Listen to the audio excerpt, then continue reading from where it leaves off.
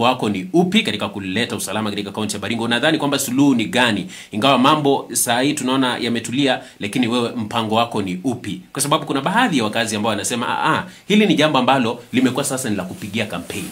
Yani kila mtu anayekuja kuomba kura anazungumzia tu usalama. Sasa ni kana kwamba iwapo tutapata usalama hakuna jambo jingine ambalo labda watu watakuja kuomba naye kura.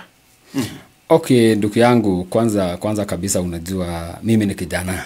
Among those leaders who have been there as senators of Baringo, I've been some a bit old, lakini sasa unajua mimi ni kijana. Na hao wenye wanapigana, hata hao wenye wanaendanga cattle rustling ama mambo ya banditry ni vijana tu kama mimi.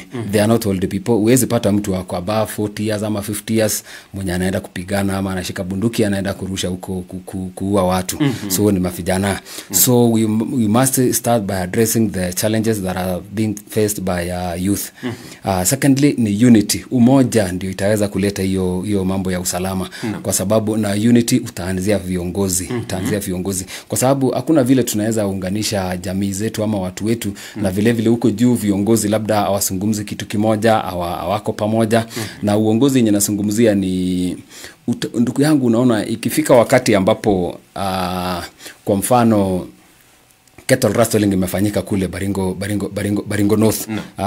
Sehemu za Baringo North Saimo huko kwenye unajuanga unasikianga inafanyika huko. So we wish to have to hear leaders ama to see some leaders condemning from the other parts of Baringo County. Sio tu ikuwa wakati Baringo North imeatakiwa unasikia viongozi ya huko ama mjumbe ya huko ndiye ana condemn ama ndiye ana kashifu hiyo mambo ambayo yamefanyika.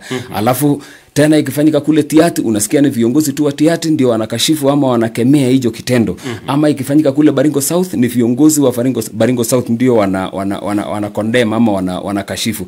Ninataka kuleta pamoja viongozi say that when any parts of Baringo inakuwa attacked ama inavamiwa nao bandits imekuwa ikifanyika, ni viongozi wote wa Baringo ndio wanakuja pamoja kuweza condemn regardless of the place that has happened. Si lazima tu ikuwe ni Baringo South ikifanyika ni viongozi wa Baringo South. Ikiwa ni Baringo North ni viongozi wa Baringo North. Mimi nataka kuona ile umoja wa viongozi in case anything ifanyike. Kama ni Tiati ni viongozi wote wa Baringo wanakuja kwa pamoja, wanaweza kukashifu hiyo kitendo ambacho kimefanyika.